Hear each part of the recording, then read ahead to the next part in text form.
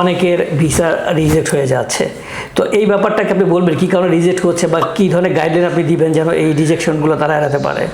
এখান থেকে ওয়াইফ বাচ্চার জন্য আবেদন করা, নুনস্তা বের করা, দেশে গিয়ে আবেদন মানে কেউ ভিসা জমা দেওয়া, মনে মনে আনন্দিত হওয়া যে পরিবার একত্রিত হচ্ছে, তো হুট করে রিজেক্ট। যারা অলরেডি বিয়ে করে ফেলেছে, আপনি তো জানেন বাংলাদেশে আসলে কাজে বেশি বিয়ে হয়, রেজিস্ট্রিটা অনেক সময় পরে হয়, অলরেডি এমন ডেটটাই পড়ছে যে ডেটে তিনি বাংলাদেশে উপস্থিত ছিলেন না। এখান থেকে আসলে সংশোধনের কোনো রাস্তা কি আপনি দেখছেন কিনা, যে এটাকে কোনোভাবে বিয়ের দিনে স্বামী হাজবেন্ড দেশে না থেকেও কিভাবে নিকাহ নামার উপরে সই করে? লজিক। পাসপোর্ট বলতেছে, এক্সাম্পল দিচ্ছি, 14 ফেব্রুয়ারি ভ্যালেন্টাইন্স দিনে বিয়ে হয়েছে। পাসপোর্ট বলতেছে ভ্যালেন্টাইন্স দিনে এই মানে মারিত হাজবেন্ড রেস্টুরেন্টে পাস্তা বানাচ্ছে, কারণ তো ইতালিতেই ছিল, বাংলাদেশে আসে নাই। আর এই জায়গায় দেখতেছি বাংলাদেশে এসে বিয়ে করে সইটি করে একাকার করে ফেলছে। ঘটনা মিথ্যা। আমরা আজিল এবং প্রতিষ্ঠিত সুইসিডারিও ওদের যে একটা অ্যাডভান্টেজ ছিল ফ্যামিলি আনার ক্ষেত্রে, এই ভিডিওতে মোটামুটি সবাই খুব আনন্দিত হয়েছে যারা এই ক্যাটাগরিতে পড়েছে। তবে ইদানিং কিছু ভিন্ন অভিজ্ঞতা দেখছি যে অনেকের ভিসা রিজেক্ট হয়ে যাচ্ছে। তো এই ব্যাপারটাকে আপনি বলবেন কী কারণে রিজেক্ট হচ্ছে বা কী ধরনের গাইডলাইন আপনি দিবেন যেন এই রিজেকশনগুলো তারা এড়াতে পারে? না, এটা সত্যি কথা, এটা খুবই দুঃখজনক যে এখান থেকে ওয়াইফ বাচ্চার জন্য আবেদন করা, নুনস্তা বের করা, দেশে গিয়ে আবেদন মানে কেউ ভিসা জমা দেওয়া, মনে মনে আনন্দিত হওয়া যে পরিবার একত্রিত হচ্ছে, তো হুট করে রিজেক্ট।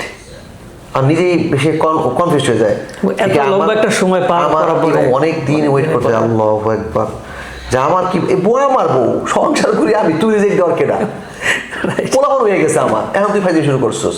আসলে দুঃখজনক হচ্ছে এখানে যে ব্যাপারটা বেশি ঘটছে, রিজেক্টের 90% যেটা ঘটছে সেটা হচ্ছে বিয়ের দিনে স্বামী হাজবেন্ড দেশে না থেকেও কিভাবে নিকাহ নামার উপরে সই করে। লজিক। পাসপোর্ট বলতেছে, এক্সাম্পল দিচ্ছি, 14 ফেব্রুয়ারি ভ্যালেন্টাইন্স দিনে বিয়ে হয়েছে। পাসপোর্ট বলতেছে ভ্যালেন্টাইন্স দিনে এই মানে মারিত হাজবেন্ড রেস্টুরেন্টে পাস্তা বানাচ্ছে, কারণ তো ইতালিতেই ছিল, বাংলাদেশে আসে নাই। আর এই জায়গায় দেখতেছি বাংলাদেশে এসে বিয়ে করে সইটি করে একাকার করে ফেলছে। ঘটনা মিথ্যা। কারণ এম্বাসি তো আসলে ওই যে আমাদের পাসপোর্টে পুরো কপি নেই, ওখান থেকে ওরা চেক করে। দেখুন যে কোথাও কোনো টিম্ব্রও নাই যে 14 ফেব্রুয়ারির আগে সিজাইতে ঢুকছে বা বাংলাদেশে আসছে এবং বিয়ে করছে, নাই। সুতরাং এই যে সই ফলস সই, সুতরাং এই ডকুমেন্টটাও কি ফলস। তোমার বিয়ে ঠিক আছে বাবা, আমি তো বিয়ের কথা কইতেছি না, ডকুমেন্ট ফলস করছো, এই জন্য আমরা তোমার ভিসা রিজেক্ট করে দিলাম। আকাশ থেকে পড়ে যাচ্ছে মানুষগুলো। তো এখন এখানে যে সমাধানটা আমরা বের করেছি এখনো অতটা অ্যাপ্লাই করিনি, বাট আপনাদের যাদের পছন্দ হবে তারা এইভাবে ভেবে দেখবেন। সেটা হচ্ছে এই যে আমরা জানি বাংলাদেশিদের ক্ষেত্রে এমবেসি থেকে টেলিফোনিক ম্যারেজ সার্টিফিকেট করার সুযোগ আছে। ওকে, তার মানে হচ্ছে এই সার্টিফিকেটটাকে বৈধ করার রাস্তা আছে। তো শর্ত কি? শর্ত হচ্ছে এরকম, আপনারা যারা বিয়ে করছেন, বিয়ে করার আগেই বিয়ের দিনটাকে ধার্য করা দরকার হয়ে যাবে। ওকে, ওই দিন যেদিন বিয়ে হবে সেদিন অলরেডি সব আগে থেকেই লেখা থাকবে কাজের পক্ষ থেকে। সেখানে 3টা সই থাকবে না। সেটা হচ্ছে 1, যিনি বিয়ে করছেন ছেলে বা মেয়ে যে ইতালিতে আছেন, 2, তার 2টা সাক্ষী যারা তার পাশে আছেন, ইতালিতে সাক্ষী থাকতে হবে বিয়ে, আমরা জানি। এই যে নিকাহ নামাটা ওই বাংলাদেশে সবাই সই করবে, শুধুমাত্র 3জন লোক সই করবে না। ওকে, তো এই কাগজগুলো পরে কি হবে, এই আপনার অ্যাপোস্টিল হবে, মানে পররাষ্ট্র মন্ত্রণালয় এবং আইন মন্ত্রণালয় কাজ হবে, এবং ওই কপিগুলো এখানে চলে আসবে ইতালিতে। তো মিলানের যারা আছেন, মিলানের আশেপাশে যারা মিলান কনসুলেটকে যাদের আসতে হয়, তারা কি করবেন, তখন ওইগুলো আসলে, ওই কাগজগুলো আসার পরে, অ্যাপোস্টিল করা অরিজিনাল কাগজগুলো আসার পরে ওই যে বিয়ে করেছেন 2জন সাক্ষী নিয়ে তাদের সহ চলে যাবেন এমবাসিতে। তখন এমবাসি বাংলাদেশের কাগজগুলো দেখবে, আপনাদেরকে দেখবে এবং টেলিফোনিক ম্যারেজ সার্টিফিকেট কনফার্ম করবে, এবং ওই যে নিকাহ নামার উপরে আপনাদের সইগুলো কনফার্ম করে দেবে। ঠিক আছে, এগুলো কনফার্ম করে তারা কি করবে, ডিসি অফিসে, বাংলাদেশের ডিসি অফিসে পাঠিয়ে দিবে একটা কপি, একটা করে আপনার দিয়ে দিবে। তাহলে টেলিফোনিক ম্যারেজ সার্টিফিকেটটা কি প্রমাণ করছে, এটা সত্য বিয়ে 14ই ফেব্রুয়ারি হয়েছিল, কিন্তু আপনি ছিলেন ইতালিতে এবং এটা কনসুলেট জেনারেল থেকে প্রমাণিত হয়েছে। সো এইভাবে কিন্তু আপনি চাইলে এই যে রিজেক্ট হওয়ার ব্যাপার থেকে সরে আসতে পারেন।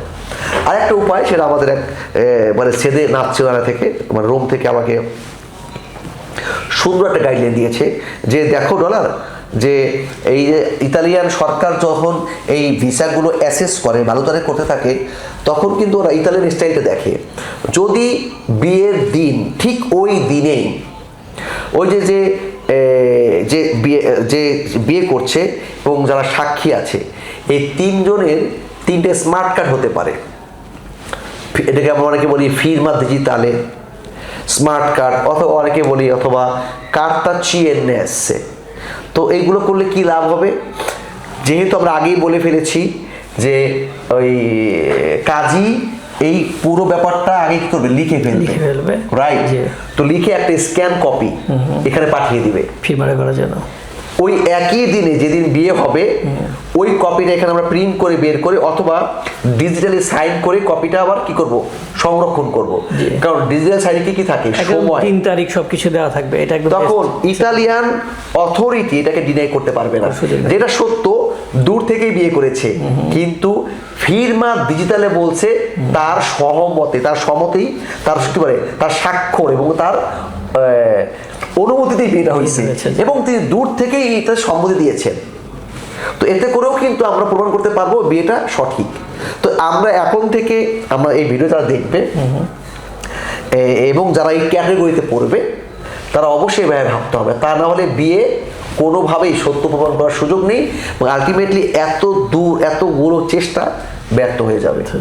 আর একটা ব্যাপারে মাথা রাখা দরকার, একটু অ্যাড করতে হবে, শুধু এই কারণেই কিন্তু আপনার রিজেক্ট হয় না।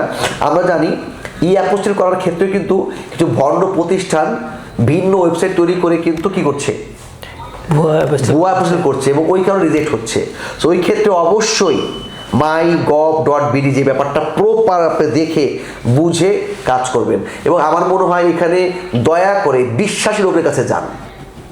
ওকে, টাকা কম পেলেই যাবেন না, বিশ্বস্ত লোকের কাছে যান, তাহলে এখানেও আপনাদের যেই ভয়টা সেটাও আমরা রিমুভ হওয়ার সম্ভাবনা দেখছি আর কি।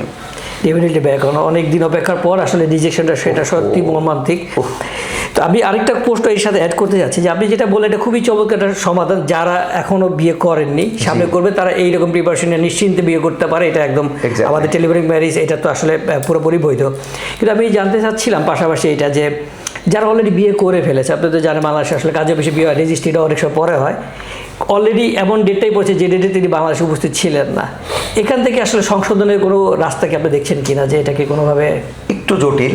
জি, এখানে যেটা করতে হবে সেই বিয়ের ডেটটা চেঞ্জ করতে হবে। কারণ কাজী বালাম বইটা কিন্তু কাজী তৈরি করে না, কে তৈরি করে? ডিসি অফিস দেয়, সরকার দেয়। মনে করেন 100 পেপারস আছে, তো ওই পেপার বালাম বইটা কিন্তু ফুল যখন শেষ হয় জমা দেয় কাকে? ডিসি অফিস জমা দিতে হয়। কারণ ডিসি অফিস থেকে যদি দেখে 50টা আছে 50টা নাই, তাহলে কি হয়েছে? জালিয়াতি হয়েছে। একটা কাগজ তারা ছিঁড়তে পারবে না। তার মানে কি, গত 5 বছর ধরে যে বিয়েগুলো হয়েছে, কথার কথা মনে করেন সেই বিয়েগুলো আমার 90তম কাগজে আমি লিখতেছি, হাতে আছে কাগজ কয়টা? 10টা।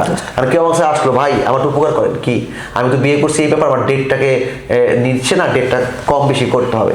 তাহলে উনি কিন্তু আজকে ডেট দিতে হবে, কারণ আগের কোনো ফাঁকা নাই। খেয়াল করছেন কথাটা? যদি কোনো কাজে আগে থেকে জানে এরকম বিষয় ঘটে, ইত্যাদি থেকে আমাকে এর আগেও ডিস্টার্ব করা হয়েছে, বলা হয়েছে, তো কাজে কি করে, মাঝে মধ্যেই তুই একটা পেজ ফাঁকা রেখে দেয়, তাহলে ভিন্ন কথা। যদি সুযোগ রাখে আর কি, না সেজন্য কেউ রাখে না, নিয়মও নাই।